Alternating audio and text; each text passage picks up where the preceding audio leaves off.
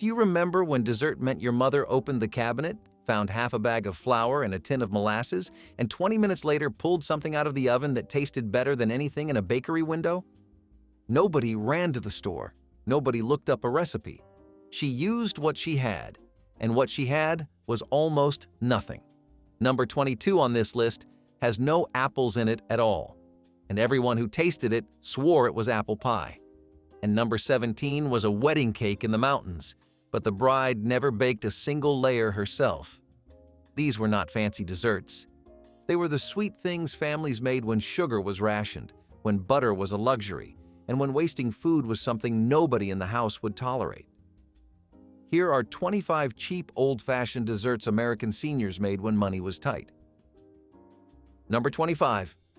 Popcorn balls. Your mother popped the corn on the stove in a heavy pot with a little lard, and while it was still hot, she poured a syrup of molasses and sugar over the top. You stirred fast, greased your hands with butter, and shaped them into fists before the whole thing hardened into a sticky brick. Every church carnival, every Halloween, every school bake sale had a plate of these wrapped in waxed paper. The molasses gave them a dark, almost burnt sweetness that store-bought caramel corn never came close to. Some families added a pinch of baking soda to make the coating foam up lighter. Others crushed peanuts into the mix because peanuts cost less than candy. The whole batch used up pantry staples and kept the kids quiet for an hour. Number 24. Snow ice cream. The first clean snow of winter was not just weather, it was dessert. You sent the kids outside with the biggest bowl in the kitchen and told them to scoop from the top, not the edges, and not anywhere near the road. They brought it back packed to the rim, and you stirred in vanilla, sugar, and a pour of evaporated milk until it looked like soft serve. It melted in minutes, so everybody ate fast, standing around the counter with spoons, laughing because it tasted like nothing and everything at the same time. Families in Appalachia added a splash of coffee to theirs. Families in the Midwest drizzled maple syrup. The recipe required no stove, no electricity, and no money at all. Just winter. Before I go further, for the folks who want more old recipes like these all in one place, I put together the Vintage Recipe Guide. It is a full cookbook with forgotten recipes from the kitchens that raised most of us. You can find it on my website, vintagelifestyleusa.com. I will not push it again. If you want it, it is there. Now back to the list. Number 23. Rice pudding, a pot of leftover rice, a little milk, an egg, and some sugar. That was all it took. You warmed the milk on the stove, stirred in the cold rice from last night's supper, cracked the egg, and let the whole thing cook low and slow until it thickened into something that tasted like it belonged in a bakery window. A pinch of nutmeg on top if you had it. A few raisins if the kids liked them. Most families made it on a Monday because Sunday dinner always left rice in the pot, and nobody wanted to eat it plain again. The dish showed up in church cookbooks from Ohio to Alabama, and every version was a little different, but the bones were always the same. Starch, dairy, sweetness, heat. It came out of the oven warm and creamy, and it cost so little to make that no one ever thought of it as a real dessert. They just called it something sweet after supper. Number 22. Mock apple pie. Not a single apple in the filling. You broke Ritz crackers into a pie shell, poured a boiling syrup of sugar, cream of tartar, and lemon juice over the top, dotted it with butter, laid the top crust, and baked it. The acid from the cream of tartar and the lemon did something to those crackers that the tongue refused to believe. The texture and the taste came so close to real apple pie that families served it to guests who never suspected a thing. Nabisco printed the recipe on the cracker box for decades, and it became one of the most repeated kitchen tricks of the century. The whole pie cost less than a bag of apples, and in years when the crop failed or prices climbed, it was not a trick at all. It was the only pie on the table. Number 21. Blackberry dumplings. Every kid in the rural South knew the deal. You spent the morning picking blackberries along the fence row, came home with scratched arms and a stained bucket, and your grandmother turned the whole haul into dumplings before supper. She cooked the berries down with sugar and water on the stovetop until the juice ran dark purple, then dropped spoonfuls of biscuit dough straight into the bubbling fruit. The lid went on, and you did not touch it for 15 minutes. When it came off, the dumplings had steamed through and soaked up enough berry juice to turn them violet clear to the center. You ate them in a bowl with the syrup ladled over the top. The berries were free, the dough was flour, lard, and a little milk. The whole dessert cost nothing but the walk to the fence line. The women who made these desserts did not think of themselves as bakers. They did not own stand mixers or subscribe to cooking magazines or measure vanilla with a teaspoon. They poured until it smelled right. They pinched the dough until it felt right. And when the oven had no thermometer, they held their hand inside and counted to 10. If they could hold it for the full count, the oven was too cool. If they pulled back at 3, it was ready. That was the science. A generation of American women turned flour, sugar, and whatever fruit was in season into desserts that people still talk about today. They did it without recipes, without money, and without anyone telling them it was remarkable. Number 20. Wacky cake. No eggs, no butter, no milk. You mixed the dry ingredients right in the baking pan, made 3 wells in the flour, poured vinegar into one, vanilla into another, and vegetable oil into the third, then dumped water over the whole thing and stirred it with a fork. 30 minutes later, you had a chocolate cake that was moist, dark, and rich enough that nobody at the table asked what was missing. This cake came straight out of the Depression and the war years, when eggs and butter were rationed or simply too expensive. Church cookbooks across the Midwest printed the recipe under a dozen different names. The name did not matter. What mattered was that a mother with almost nothing in the pantry could still put a chocolate cake on the table for her family. Number 19. Sugar cream pie. In Indiana, this is not just a dessert, it is an argument. Every county has a version. Every grandmother insists hers is the original, and nobody will budge. The filling is cream, sugar, flour, and a little vanilla, poured into an unbaked pie shell and baked until the top forms golden brown pools that ripple when you tilt the plate. There is no fruit, there are no eggs. There is nothing to distract from the pure, heavy sweetness of cream and sugar cooked together until they barely hold their shape. The Amish communities across central Indiana baked this pie for church auctions, and genuine bidding wars broke out over whose was best. Farm wives brought them to funerals, to barn raisings, to any gathering where showing up empty-handed was not an option. The filling jiggles when you carry it, and if you cut it too soon, the whole thing runs across the plate like pudding. You have to let it cool completely, which nobody ever did. Cream came from the cow in the barn. Sugar came from the sack in the pantry. Flour was always there. And the result was a pie so sweet and so simple that bakeries eventually started selling them at gas stations across the state, wrapped in plastic and stamped with a label. Those taste nothing like the original. The original was warm, barely set, eaten standing up next to the counter with a fork in one hand and a cup of coffee in the other. Pull it out too early and the center runs. Leave it too long and the sugar burns. Every woman in that county knew exactly when to open the door. Number 18. Fried pies. You rolled out biscuit dough thin, spooned dried apple filling onto one half, folded it over like a turnover, crimped the edges with a fork, and dropped it into a skillet of hot lard. Both sides fried golden in under 2 minutes. In the mountains of Virginia and the Carolinas, these were packed into lunch pails and carried to work in coal mines, timber camps, and tobacco fields. The dried apples were put up in summer and stored all winter, so the filling was available year-round. Peach was common too, and so was sweet potato. Some women glazed them with a thin sugar wash while they were still hot. Others dusted them with powdered sugar. Either way, a fried pie was a complete dessert that fit in your hand and cost almost nothing to make. Number 17. Appalachian stack cake. A bride in the mountains of eastern Kentucky did not bake her own wedding cake. Her neighbors did it for her. Each family brought one thin layer of spice cake to the ceremony, and the bride's mother stacked them with dried apple filling spread between each one. The height of the cake told the whole room how many households had shown up. A well-loved bride might get 8 or 10 layers, a less popular one got 4, and everybody could count. The cake layers were made with sorghum, ginger, and whatever fat the household had on hand, rolled thin and baked on the back of a cast iron skillet lid or in a shallow pie pan.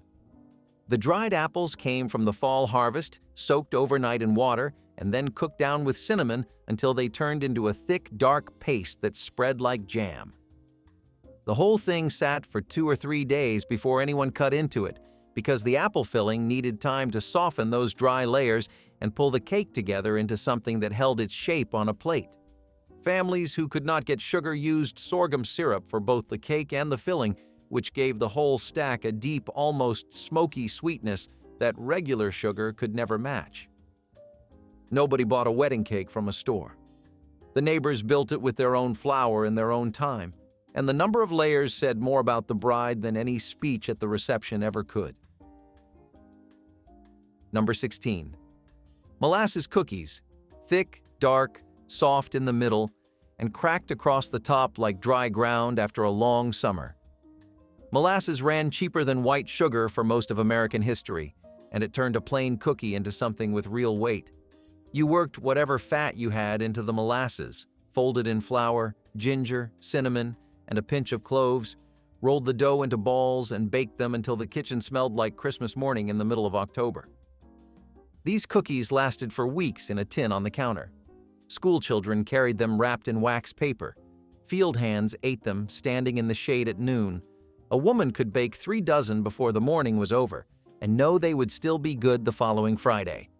The dough forgave everything, and the result filled you up in a way that a sugar cookie never did. Sugar was not always easy to come by. Before the war, most families bought it in bulk and stored it in a covered tin. During rationing, they got coupons. After rationing ended, sugar was cheap again, but the habit of stretching it never left. A woman who lived through the 1930s and 1940s never poured sugar without thinking about the cost. She knew exactly how much went into a pie, how much went into a cake, and how much she could spare for a batch of cookies before the tin ran low. That instinct, that constant awareness of how much was left and how far it had to go, shaped every dessert on this list. None of them waste sugar. All of them make it count. Number 15. Funeral pie. The Pennsylvania Dutch called it that because a bag of raisins was always in the pantry, and when word came that someone had died, you could have a pie baked and out the door within the hour. No trip to the store, no waiting for fruit to ripen. Raisins, sugar, a little cornstarch to thicken, a splash of vinegar to cut the sweetness, and a double crust. The filling was dark, sticky, and intensely sweet. Churches kept stacks of these on hand during hard winters because grief came often, and there was always a family that needed feeding. Some cooks added walnuts. Others stirred in a beaten egg to give the filling more body. The name stayed even after people started baking it on ordinary Tuesdays because no other name fitted as well. Number 14. Sweet potato pie. Across the South, sweet potato pie outranked pumpkin by a wide margin, and the reason was simple. Sweet potatoes grew in the yard. You dug them up in the fall, cured them in a warm, dry place for a few weeks until the starches turned to sugar, and then you had a filling that was sweeter, smoother, and cheaper than anything that came out of a can. You boiled the potatoes until they were soft, mashed them with butter, eggs, sugar, and a little cinnamon, poured the filling into an unbaked pie shell, and baked it until the center was just firm enough to hold a knife line when you sliced it. The custard was dense, with a silky texture that sat heavier on the tongue than pumpkin and a color somewhere between burnt orange and copper.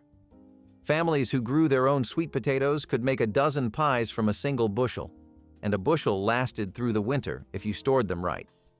Church dinners in Alabama, Georgia, and Mississippi always had at least 3 sweet potato pies on the dessert table, and the debate over whose was best was never settled and never polite. The women who made them varied the spice. Some used only cinnamon, others added nutmeg or a pinch of allspice. A few poured in a splash of vanilla, and those were the pies that disappeared first. The crust was plain, the filling was plain, and the result was anything but. A sweet potato pie made right was proof that the best ingredients in Southern cooking were the ones that grew 10 feet from the back door. Nobody bought sweet potatoes for pie. They dug them. And the pie that came out of that oven carried the taste of the ground it grew in, which is why no two families ever made it the same way. Number 13. Jell-O mold. A box of gelatin, a can of fruit cocktail, and 20 minutes of work gave you a dessert that looked like it belonged in a magazine. Lime Jell-O with pear slices, strawberry Jell-O with canned peaches, orange Jell-O with mandarin segments and miniature marshmallows folded in at the last minute. These showed up at potlucks, holiday dinners, and neighborhood picnics in shapes that ranged from simple bowls to elaborate ring molds that wobbled when you carried them to the table. The entire dessert cost pocket change and required no baking, no oven, and no skill beyond boiling water. Families in the 1950s and 1960s served Jell-O molds with a confidence that borders on bravery by today's standards. Number 12. Oatmeal cookies. Oats, flour, brown sugar, a little cinnamon, and raisins if you had them. You mixed the dough by hand, dropped it by the spoonful onto a greased sheet, and baked until the edges went crisp and the centers stayed chewy. This was not a delicate cookie. This was a cookie that could survive a lunch pail, a coat pocket, and a 3-mile walk to school. Farm families added whatever was in the pantry. Chopped walnuts from the tree by the fence, dried cranberries put up in the fall. Some mothers pressed a thumbprint into the center and filled it with jam. However you shaped them, a full batch cost next to nothing and lasted all week. Number 11. No-bake cookies. You brought sugar, cocoa, butter, and milk to a rolling boil on the stove, stirred in peanut butter and a heap of oats, and dropped the mixture by the spoonful onto waxed paper. 5 minutes of stove work and 30 minutes of cooling gave you a full tray of cookies that were dense, fudgy, and rich enough to pass for candy. No oven needed, no eggs, no flour. The recipe showed up in church cookbooks and school fundraiser pamphlets across the Midwest and the South under a dozen names. Some called them preacher cookies because you could whip up a batch in the time it took the preacher to walk from his car to the front porch. Others called them cow patties, which was honest about the shape if not the taste. Most of these desserts were made by women who never ate them first. They baked for the table, served everyone else, and scraped what was left into a bowl for later, or skipped it entirely. That was not selflessness in the way people talk about it today. That was math. The pie served 6. The family had 7. Somebody was not getting a full slice, and it was always the woman who made it. Nobody thanked her for that because nobody noticed. She ate standing at the counter after the dishes were done, or she did not eat at all.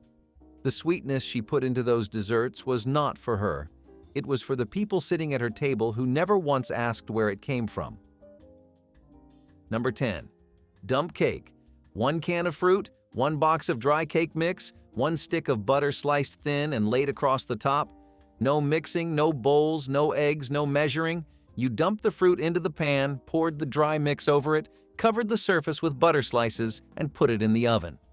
45 minutes later, you had a bubbling, golden, fruit-topped cake that tasted like cobbler and pie had met somewhere in the middle. Cherry dump cake with yellow cake mix was the most common. Peach came in second. Some women added chopped pecans on top for texture. The recipe was so simple it barely qualified as cooking, and that was the whole appeal. Women who had been on their feet all day needed a dessert that asked nothing of them. Number 9. Buttermilk pie. Buttermilk, sugar, eggs, butter, a spoonful of flour, and a splash of vanilla, all beaten together and poured into an unbaked shell. The filling puffed up in the oven, turned golden on top, and settled into a tangy, creamy custard as it cooled. In the South, buttermilk was the liquid left over after churning butter. It cost nothing because it was a byproduct of something you were already making. Pouring it into a pie shell instead of feeding it to the hogs was the kind of decision that separated a resourceful cook from a wasteful one. The tang of the buttermilk kept the pie from being too sweet, and the simplicity of the filling meant you could have it in the oven 20 minutes after deciding you wanted dessert. This was a Tuesday night pie, not a Sunday one. Number 8. Gingerbread.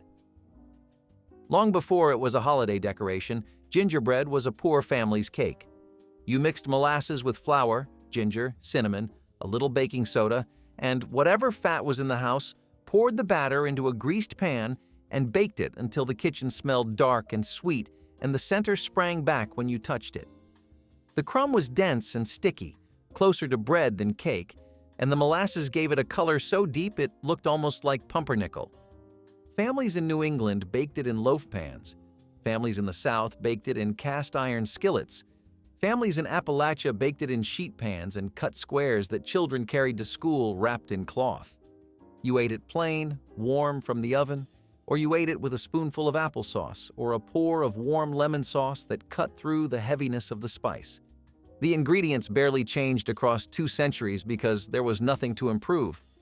Molasses was cheap. Ginger kept in the tin for months. Flour and fat were always there. The only cost was time, and the oven did most of the work. Country stores sold squares of it wrapped in brown paper next to the register for decades. It was breakfast. It was dessert. It was the thing you reached for when there was nothing else in the kitchen and the stove was still warm. A pan of gingerbread fed a large family for several days, and the leftovers tasted better than the first slice because the spice deepened overnight. Number 7. Cobbler. You melted butter in a baking dish, stirred together a simple batter of flour, sugar, milk, and baking powder, poured it in, then dumped a can of peaches or a pint of blackberries straight on top without mixing. The batter rose up around the fruit as it baked and formed a crust that was crisp at the edges and soft underneath. This was the dessert for unexpected company. 15 minutes of work, 45 in the oven, and it came out ready by the time the coffee finished brewing. Peach cobbler stayed cheap through winter because canned peaches were one of the most affordable things on the grocery shelf. In summer, wild blackberries turned it into something that cost nothing at all. You served it in bowls, still bubbling, with a scoop of vanilla ice cream if the week had been kind. Nobody at that table ever asked for a fancier recipe. Number 6. Jam cake. In Kentucky and Tennessee, jam cake was what you baked when the fruit was gone but the preserves were still on the shelf. Blackberry jam went straight into the batter, with eggs, buttermilk, flour, and enough spice to make the whole cake taste like fall. The jam made the crumb moist and dark, and the flavor sat somewhere between spice cake and fruit cake without the expense of either. Some families layered it with caramel icing that took longer to make than the cake itself, stirring brown sugar and butter and cream on the stove until it reached the exact consistency that would set on the layers without sliding off. Others dusted it with powdered sugar and called it done. Either way, the cake used up preserves that might otherwise sit in the cellar until they turned, and it gave a family dessert without a trip to the store. Number 5. Ambrosia. A bowl of ambrosia showed up at every holiday table in the South from Thanksgiving through New Year's.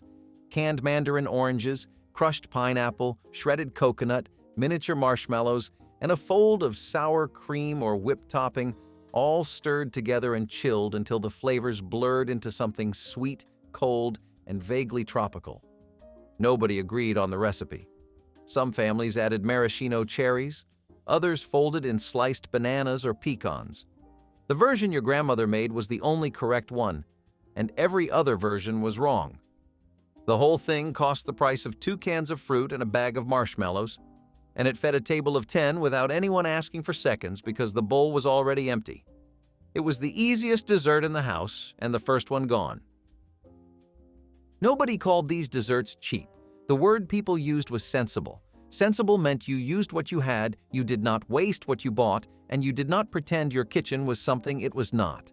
A sensible dessert tasted good, filled the table, and cost so little that making it felt like a quiet act of defiance against a grocery bill that kept climbing. The women who baked this way did not see frugality as a limitation. They saw it as a skill. The same skill that got their mothers through the Depression and got them through every tight month when the paycheck did not stretch quite far enough.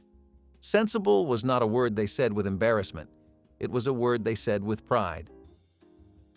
Number 4. Transparent pie. In central Kentucky, this pie showed up at church dinners and family reunions so often that some counties claimed it as their own. The filling was nothing but butter, sugar, eggs, and a splash of cream, beaten together and poured into a plain crust. No fruit, no chocolate, no flavoring beyond vanilla.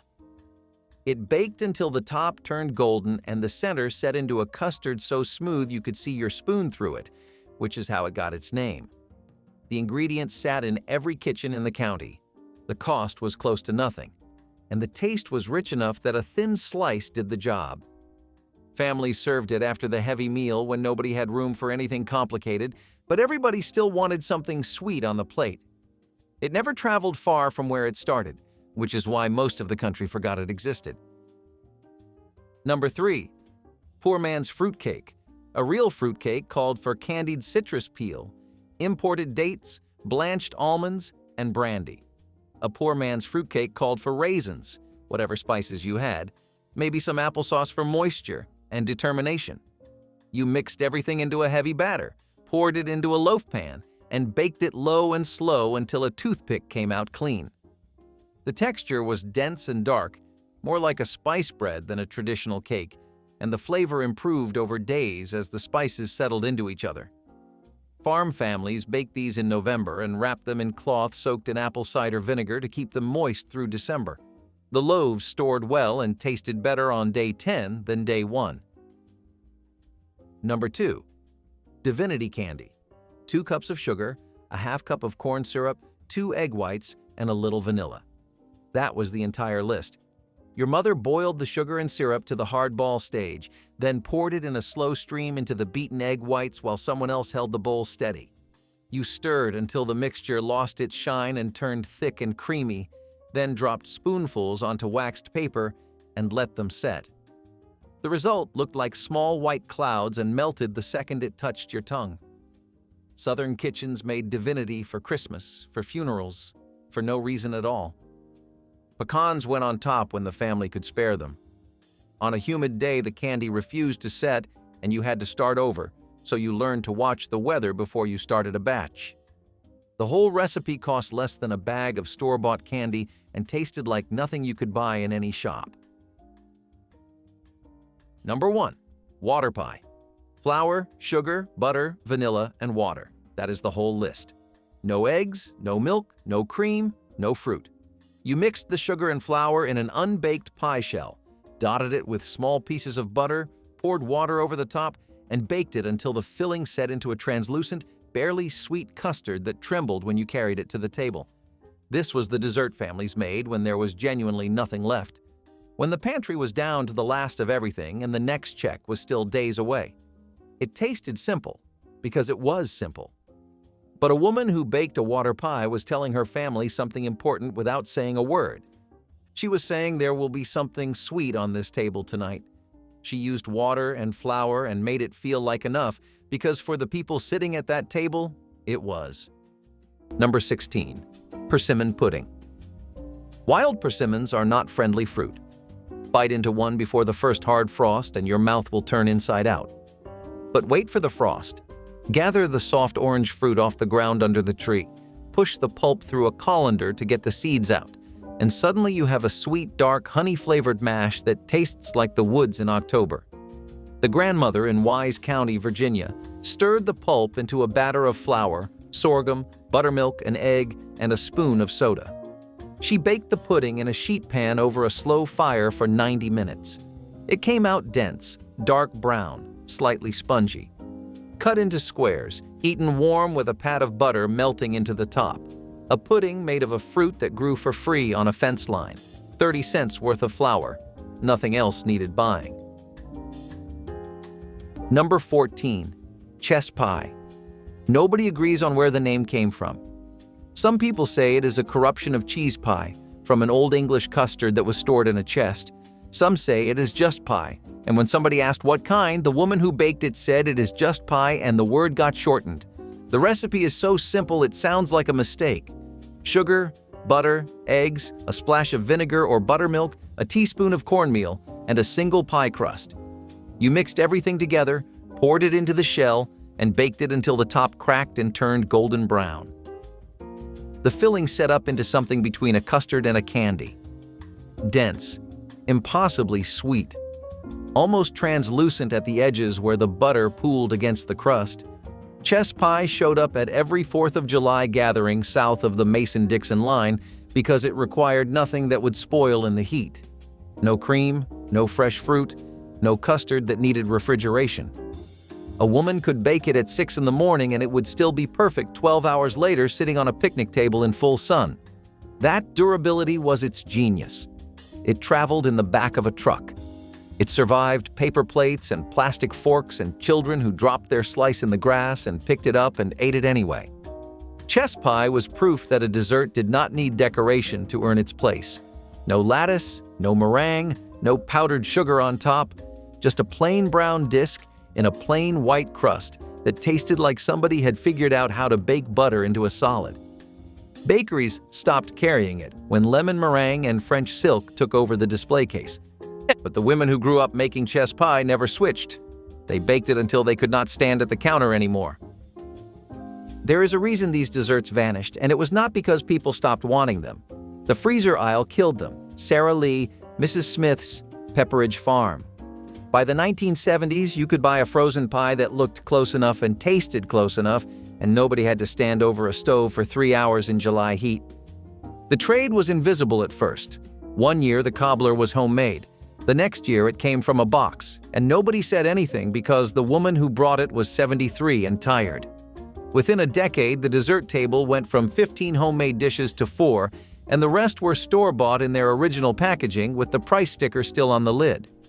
Nobody chose convenience over craft. They just ran out of women willing to do the work for free. Number 21. Biscuit Tortoni. Crushed amaretti cookies folded into sweetened whipped cream with a splash of rum, spooned into small paper cups and frozen. Italian-American diners served these alongside espresso, and the combination of almond, cream, and cold sweetness made them the kind of dessert people ordered even when they were full. The paper cups went into the freezer in rows, and a diner could have one on the table in 10 seconds. No plating, no heating, no sauce.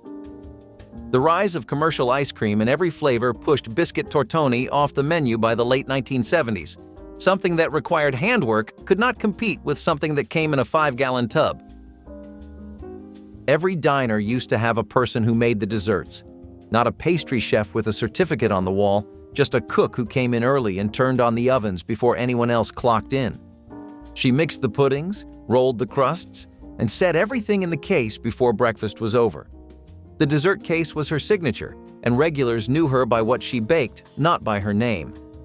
When diners started buying pies from distributors and puddings from boxes, that person disappeared. The desserts got cheaper, they got more uniform, and they stopped being the reason anyone sat down at the counter. Number 23. Vinegar pie. Now here is one that will make a modern kitchen flinch. A cup of sugar, 3 tablespoons of flour, 2 eggs, a half cup of white vinegar, water, a pat of butter, 1 crust. That is the whole recipe. No fruit, no cream, no nuts. Just vinegar, cooked until it turns, somehow, into a pale gold custard that tastes a little like lemon pie and a little like nothing you have eaten before. It was a February pie. It was a winter pie. It was a pie you made in the second week of a long month when the fruit cellar was down to the last 3 jars of apple butter and you still wanted to put something sweet on the table for a cold Sunday supper. Women in the hollows of McDowell County, West Virginia, had this recipe memorized. They had to. They made it most weeks of January and February for the best part of a century. It fed 8 people for 9 cents. Number 19. Sweet potato pie. This was not pumpkin pie with a different label. Sweet potato pie is its own thing, with its own history, and for Black families across the South, it was the centerpiece of every 4th of July table from Reconstruction forward. You roasted the sweet potatoes until the skin cracked and the flesh went soft and caramel dark. You peeled them, mashed them by hand, and mixed in butter, sugar, eggs, cinnamon, nutmeg, and a pour of evaporated milk. The filling was denser than pumpkin, smoother, with a sweetness that came from the potato itself, and not just from what you added to it. You poured it into a single crust and baked it low and slow until the top cracked in the center. That crack was the sign it was done. Every family had a version. Some added a splash of bourbon. Some used condensed milk instead of evaporated. Some put vanilla, some did not. The arguments about whose recipe was right could last an entire afternoon and never get settled, because every grandmother had proof that hers was the original.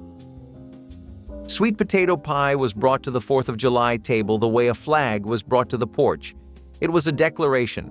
It said, "This family is here, This family can cook, and this family remembers where it came from. The pie crossed every backyard fence, every church picnic, every family reunion where somebody drove 3 hours with it balanced on the back seat. Commercial bakeries tried to mass-produce it in the 1990s and failed, because the texture of a real one cannot survive a factory. The frozen versions taste like spiced baby food. The real thing tasted like a woman's entire afternoon. Number 25, Charlotte Russe, a sponge cake shell lined with ladyfingers and filled with Bavarian cream, topped with a maraschino cherry. In Brooklyn, pushcart vendors sold individual Charlottes in small paper cups for a few cents, and kids treated them like ice cream cones. You pushed the cake up from the bottom and ate it in layers. Diners across New York kept Charlotte Russe as a light dessert option, and the combination of cold cream and soft cake made it popular in warm weather. By the 1970s, the pushcarts were gone, the lunch counters were closing, and Charlotte Russe became a word your grandmother used that nobody your age recognized. Number 18, chess pie. Chess pie is what you make when you have almost nothing. A stick of butter, a cup of sugar, 2 eggs, a tablespoon of cornmeal, a teaspoon of vinegar, a splash of vanilla if you had vanilla, a pie crust because you could always manage a pie crust out of flour and lard. That is the whole architecture. It bakes into a gold, cracked top over a layer of something between pudding and candy. It is rich in the way a poor family's dessert is rich, which is to say, with the last of what was on the shelf used well. The Appalachian grandmothers who served chess pie at funeral dinners knew a quiet thing.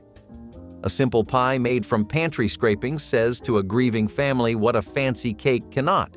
It says, "I had you in mind. I stood in my kitchen and I thought of you." Number 23, brown sugar fudge. This was the candy that sat on a paper plate next to the sparklers, and people grabbed a square every time they walked past. Brown sugar, evaporated milk, butter, and a pinch of salt. You boiled it to soft ball stage, pulled it off the heat, beat it with a wooden spoon until your arm burned, and poured it into a buttered pan. The texture was somewhere between caramel and praline. Grainy in a way that modern candy never is because nobody had a thermometer. You judged it by dropping a bead of syrup into cold water and pressing it between your fingers. If it held a ball, it was ready. If it fell apart, you boiled it longer. Every woman had her own threshold. Number 26, Brown Betty. Sliced apples layered with buttered breadcrumbs, brown sugar, cinnamon, and a squeeze of lemon, then baked until the top crackled and the apples underneath went soft. This was not apple pie, and it was never a cobbler. The breadcrumbs gave it a texture between stuffing and crumble, and the whole thing came out of the oven smelling like a church kitchen. Diners served it warm with a pour of heavy cream or a scoop of vanilla. The name goes back to the 1860s, and for a century it held its place on the dessert menu. Then pie won, and Brown Betty quietly stepped aside. Number 22, sugar on cornbread with sweet milk. This was not a company dessert. This was what a child got when a child was loved and there was nothing else. A wedge of hot cornbread broken into a thick china bowl, a teaspoon of white sugar if it was a holiday, a drizzle of sorghum if it was not, a pour of warm cow's milk over the top, from the family cow, still faintly tasting of grass. The child ate it with a big spoon, sitting on a kitchen chair that was too tall, legs swinging. In Knott County, Kentucky, this was called cornbread and sweet milk. In Letcher County, they called it crumblings. In parts of West Virginia, they called it cornbread soakey. The name depended on the ridge. The feeling was the same. You do not forget the first time someone hands you something warm and sweet and tells you it is all for you. Number 16, Lady Baltimore cake. A white layer cake filled with a cooked frosting loaded with raisins, pecans, and dried figs.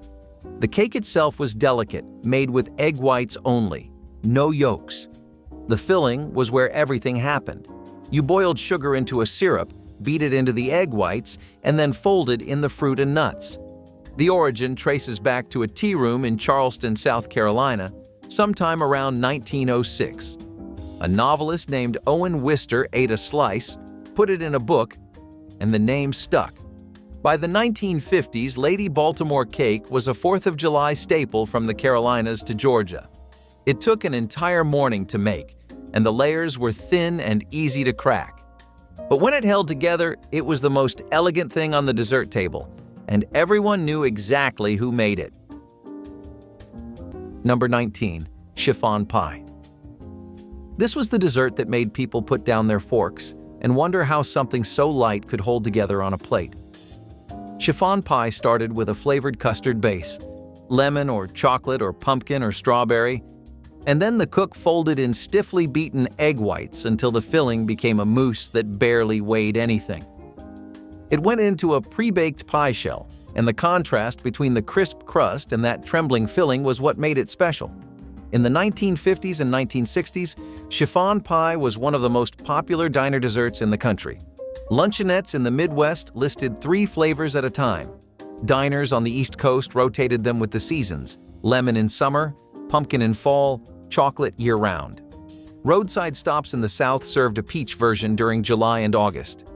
Every cook had a personal ratio of custard to egg white, and the best ones could tell when the filling was ready just by looking at it. The technique was what killed it. Fresh eggs separated by hand, whipped to stiff peaks, then folded into the custard so carefully that the air stayed trapped. Fold too hard, and the filling went flat. Fold too little, and you had streaks of raw egg white through the pie. When diners shifted to pre-made pies from wholesale distributors in the 1970s, chiffon was the first casualty. There was no boxed version. There was no frozen shortcut. It was a dessert that existed only when someone stood at the counter and beat those egg whites by hand, and that someone was vanishing from the American diner one kitchen at a time. The filling barely held its shape on the plate. The tradition that made it held together even less. Number 20. Peanut butter potato candy. Here is a candy that began as 2 ingredients and stayed that way for 80 years. 1 cold, boiled potato, 2 cups of powdered sugar worked in by hand until a white dough came together under your palms. You rolled it out thin on a floured board, spread peanut butter over the whole sheet, rolled it up like a jelly roll, cut it into coins, pinwheels of brown and white, sweet enough to set your teeth aching. A single potato, a 2-pound bag of sugar from the company store, and a jar of peanut butter made enough candy for a church social of 50. Mrs. Nora Lewis of Mingo County, West Virginia, made it every Christmas Eve from 1944 until 1989. Her grandchildren still fight over the recipe card. 4 lines long. One of them has it framed. Number 20. Gooseberry Fool. Most people alive today have never even seen a gooseberry, but in the 1940s and 1950s, they grew wild along fence lines from Ohio to Missouri. You picked them green, stewed them down with sugar until they turned into a tart, pale mash, and then you folded that into whipped cream. That was the whole recipe. The texture was loose and lumpy. It looked like nothing. But the flavor had a sourness that cut through all the heavy food at a cookout, and people who tasted it once asked for it every year after. Gooseberry bushes fell out of American yards when suburbs replaced farms, and the dessert went with them. The English still make it. We let it go without even noticing it was gone. Number 18. Chouflé pie. Molasses poured into a pie shell, topped with a crumb mixture of flour, brown sugar, and butter, then baked until the bottom turned sticky and the top went dry and crumbly. The name came from the flies you had to shoo away from the molasses while it cooled.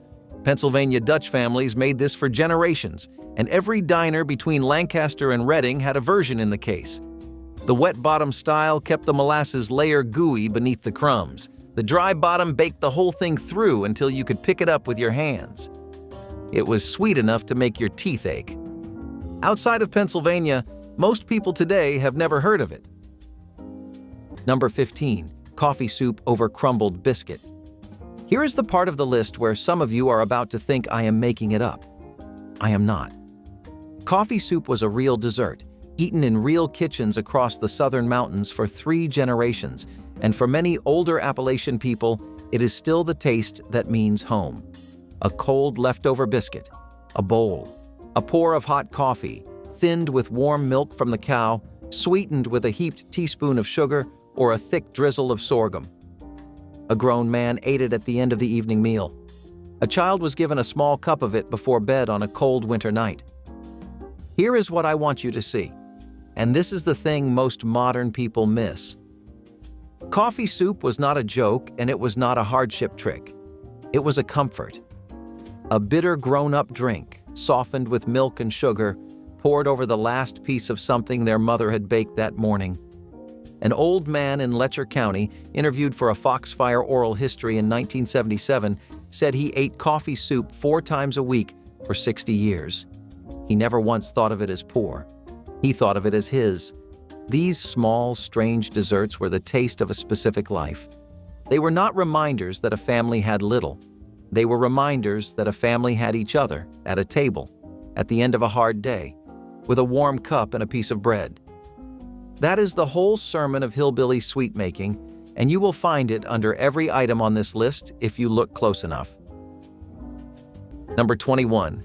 Cherry pie with a lattice crust. Sour cherries, the kind you picked from a backyard tree and pitted by hand with a hairpin.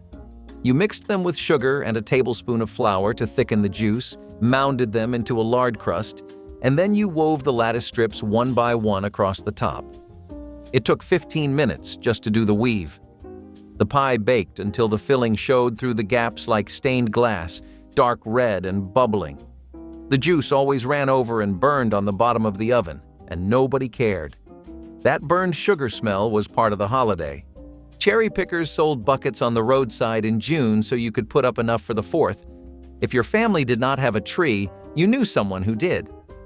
Nobody bought canned cherries for this pie. The dessert table was the real holiday. Not the burgers, not the corn on the cob. The dessert table was where the competition happened, where women measured each other without saying a word. You brought your best. You set it down between somebody else's pound cake and somebody else's icebox pie, and you watched. You watched who came back for seconds. You watched whose dish went home empty. Nobody kept score out loud, but everybody kept score. A compliment on your chess pie could carry you through August, and the women who brought store-bought were remembered for it, not with cruelty, but with a silence that said more. That table held 30 years of reputation. It was not about sugar.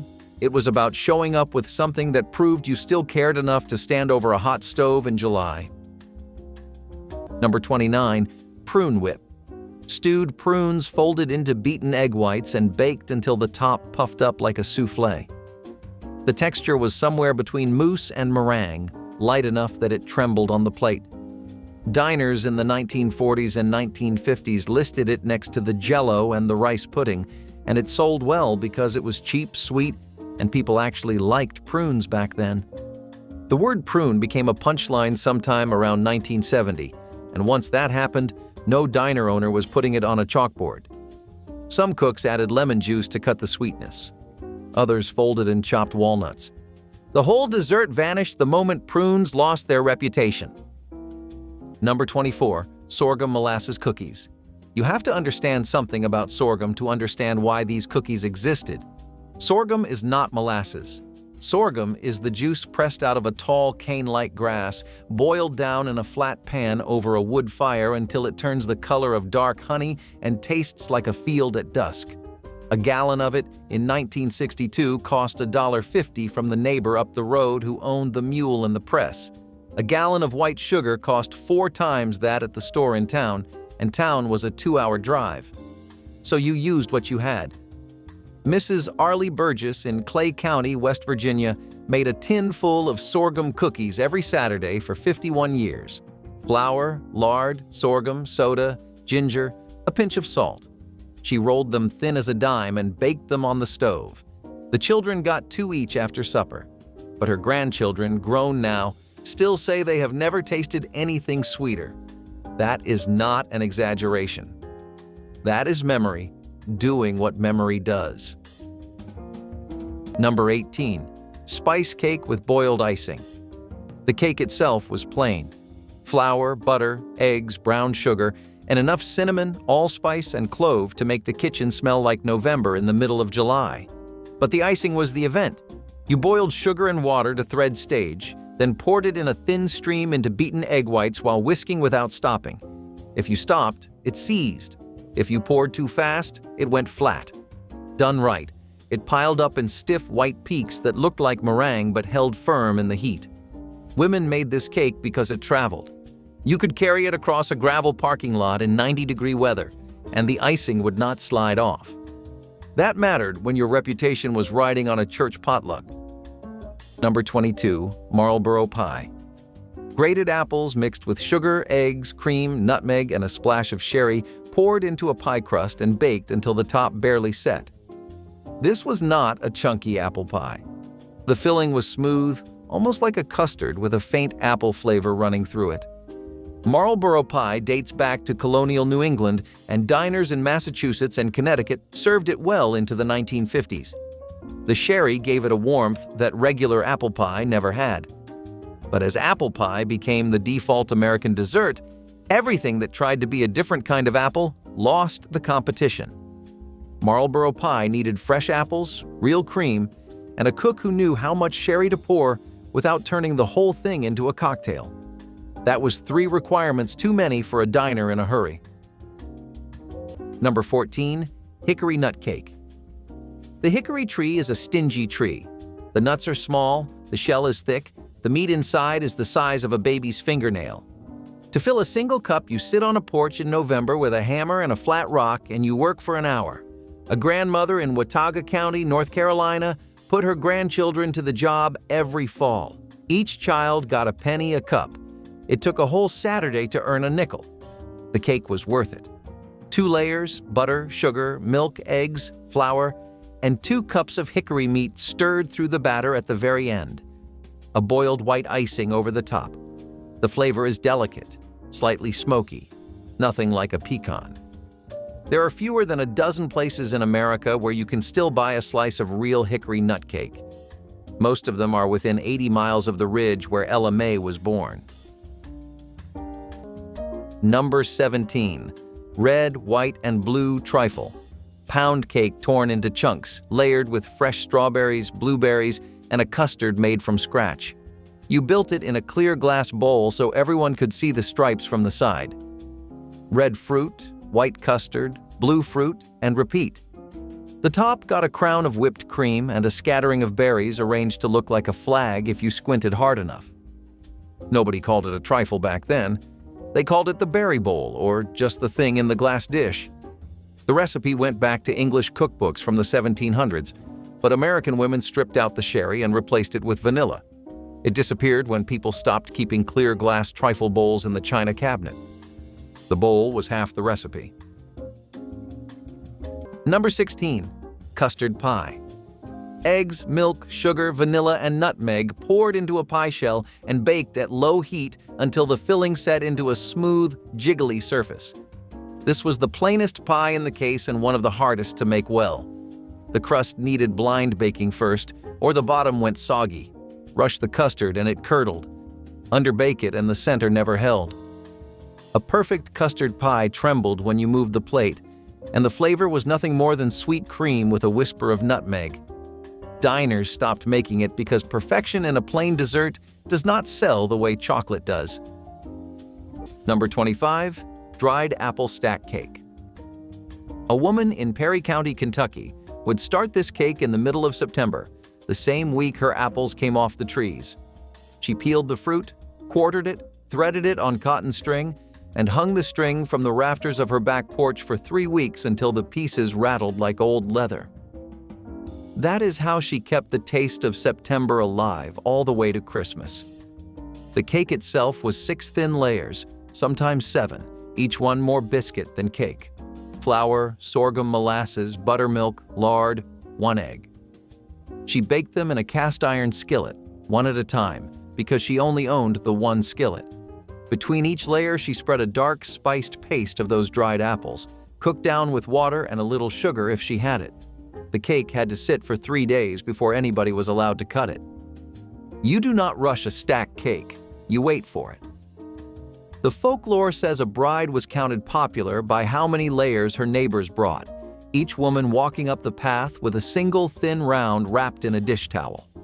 Ella May's daughter had 11 layers at her wedding. Ella May cried for an hour. Number 11. Icebox cake. Nabisco famous chocolate wafers stacked with sweetened whipped cream and left in the refrigerator overnight. The cream softened the wafers into something like a moist chocolate cake, and when you sliced it on the diagonal, you got perfect stripes of dark and white. No baking, no oven. You assembled it in 5 minutes and let time do the work. The recipe was printed right on the back of the cookie box for decades, and women treated it like a secret anyway. They brought it to cookouts in a glass baking dish with foil over the top and accepted compliments as though they had been in the kitchen all morning. It faded when Nabisco changed the wafer recipe and nearly discontinued the cookies entirely. The texture was never the same after that. Number 28. Junket. A milk pudding made with rennet tablets that turned warm milk into a soft, barely set custard. You dissolved the tablet in warm sweetened milk, poured the mixture into glass cups, and let it sit on the counter until it firmed up just enough to hold its shape. There was no cooking involved. No stove, no stirring, no heat after the milk was warmed. The texture was so delicate it collapsed if you touched it with a spoon. Diners served it cold with a dusting of nutmeg on top, and children loved it because it felt more like eating flavored air than eating pudding. You can still buy the tablets today, but the knowledge slipped away. Younger cooks never learned it. Diners dropped it from the menu because nobody ordered it anymore. And a whole generation grew up without ever hearing the word junket. The dessert did not vanish because its ingredients disappeared. It vanished because the people who knew how to make it stopped passing it down. Number 21. Blackberry jam cake with caramel icing. The blackberries came from the fence line at the back of the tobacco patch. Every July, a grandmother would send 5 or 6 children out with lard buckets tied around their waists with baler twine and tell them not to come back until every bucket had a dark, heavy bottom. She spent the next 2 weeks making jam. A quart jar held about 14 cents worth of sugar and a summer's worth of work. That jam went into the cake at Christmas. 3 layers, spiced with cinnamon, allspice and clove, buttermilk for tang, a full pint of blackberry jam folded into the batter. Over it all, a sheet of caramel icing poured hot so it set into a thin sugar shell you had to crack with the side of your fork. Every serious Kentucky grandmother had a jam cake recipe and she did not share it. Not in writing. Not even with her own daughters, some of them, until the day she knew she was dying. Number 10. Angel food cake with macerated strawberries. 12 egg whites, cream of tartar, sugar, a cup of cake flour, and 20 minutes of folding so gentle you could hear yourself breathe. The cake baked upside down, hung on a bottleneck to cool, and came out tall, white, and light enough that it bounced when you pressed the top. You sliced it with a serrated knife using a sawing motion because a regular blade would crush it flat. The strawberries were sliced, sugared, and left to sit until they released their juice into a thin red syrup. You spooned the berries over each slice and the juice soaked into the crumb. No frosting, no decoration. The cake was pure white and the berries were pure red, and on the 4th of July, that combination did all the talking. Number 14. Pineapple upside-down cake. A cast-iron skillet lined with butter and brown sugar, layered with canned pineapple rings and maraschino cherries, covered with yellow cake batter, and baked until it firmed up. When the cook flipped it onto a plate, the pineapple rings sat on top, glazed in dark caramel that made the fruit look like stained glass. The recipe came together in the 1920s when canned pineapple became widely available, and by the 1930s it was a fixture at church suppers, potlucks, and diner counters across the country. The cast iron was essential. It conducted heat evenly and created the caramelized layer that became the top when the pan flipped over. Diners served it warm with vanilla ice cream, and the combination of hot caramel, tangy pineapple, and cold cream was the kind of thing people mentioned on the drive home. The technique was where it got difficult. The cake needed 40 minutes of uninterrupted baking and had to be flipped while still hot. Wait too long and the caramel glued the fruit to the bottom. Flip too early and the center collapsed. The brown sugar had to be packed tight or the glaze came out thin, and the pineapple rings had to sit flat or the batter pooled unevenly. Every cook who made this dessert learned the timing by ruining at least one. The first flip was always a disaster. Cake stuck to the pan, caramel pooled on the counter, pineapple rings sliding off the top in a heap. But once you got it right, once you knew the exact moment to turn that skillet over, you had the most beautiful dessert in the case. When diners stopped baking from scratch, pineapple upside-down cake became a home recipe, and the cast iron went back to cooking eggs. Nobody flipped a cake in a diner kitchen after the mid-1980s. Number 19. Fried hand pies with dried apples, not baked, not oven-puffed. Fried, in a black skillet, in an inch of bacon grease. Half moons of biscuit dough folded over a spoonful of those same dried apples from the porch rafters, stewed down with a little cinnamon and whatever sweetener was in the jug. The crimped edge was sealed with fork tines. The pies went into the hot grease for 2 minutes aside and came out dark gold, blistered, hissing. On Sunday afternoons in the coal camps outside Harlan, a miner's wife would make 24 of them at once, wrap them in a clean flour sack dish towel, and a man carried 6 of them down into the mine the next morning in a tin lunch bucket. They were still warm at breakfast. That was the trick of the hand pie. It traveled. Number 12. Blueberry buckle. A single-layer cake with blueberries folded into the batter and a crumb topping that buckled and cracked as it baked. Butter, sugar, flour, an egg, milk, and a pint of fresh blueberries.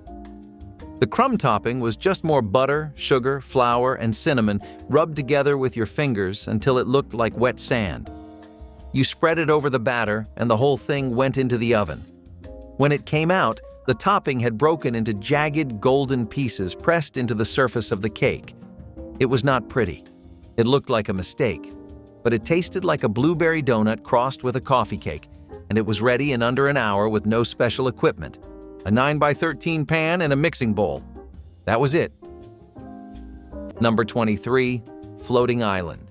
Soft poached meringue sitting on top of a pool of cold vanilla custard sauce.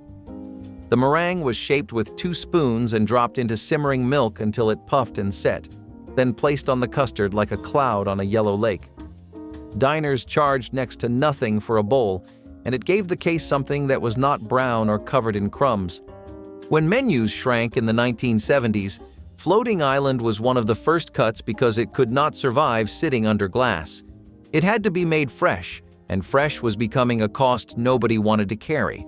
A dessert that could not wait was a dessert that could not survive in a world that stopped paying attention to the kitchen. Number 13. Corncob jelly on a cold biscuit. Here's another one that will surprise you. After supper in September, a hillbilly woman did not throw her corn cobs to the hogs. Not yet. She boiled 6 cobs in a pot of water for a full hour, strained out a pale amber liquid that smelled faintly of corn silk, added sugar and a box of powdered pectin, and poured it into jelly jars. Corncob jelly, mock honey. Poor woman's gold. It tasted, people said, very close to real honey, though honey was $3 a jar at the store and corncob jelly cost nothing but time. Spread thick on a cold split biscuit, warmed briefly on the stovetop, it was a real dessert at breakfast. A family in Pike County, Kentucky, put up 40 pints of corncob jelly every fall in 1953. They ate the last jar in May. Not one of the 8 children ever knew they were eating cobs. Number 15. Divinity candy, sugar, corn syrup, and egg whites beaten into a cloud. You boiled the sugar mixture to hardball stage, poured it over stiffly beaten whites, and kept beating until the candy lost its gloss and held a peak when you dropped it from a spoon. Humidity was the enemy. If you tried to make divinity on a muggy July afternoon, it would never set. It would sit on the wax paper like a puddle, and then you threw the whole batch away. Women checked the weather before they started. A dry day meant divinity. A humid day meant fudge instead. You dropped it in spoonfuls onto wax paper and let it cool. Each piece was light as a cotton ball and sweet enough to make your teeth ring. Number 30. Grape nuts pudding. If you grew up in New England, your diner had this on the menu every single day. Grape nut cereal soaked in a mixture of eggs, milk, sugar, and vanilla, then baked until the top turned golden and the inside went soft and custardy. The cereal lost its crunch entirely and became something closer to a warm, sweet porridge. Diners served it in small oval dishes, sometimes with a spoonful of whipped cream. It cost almost nothing to make, which is why it showed up at every lunch counter from Vermont to Maine. Today, you would have to drive for hours to find a diner that still pours this into a baking dish. The cereal survived. The pudding did not make the trip. 25 desserts made from almost nothing by people who refuse to let an empty wallet mean an empty table. Pick one this week. Try the mock apple pie if you want to surprise yourself, the sweet potato pie if you want to feed a crowd, or the water pie if you want to understand what real cooking looks like when the pantry is bare. Drop a comment and tell me which one your family made. If yours is not on this list, put the name down anyway, because somebody else remembers it too. Hit subscribe and come along for the next one. Until then, take care of yourself.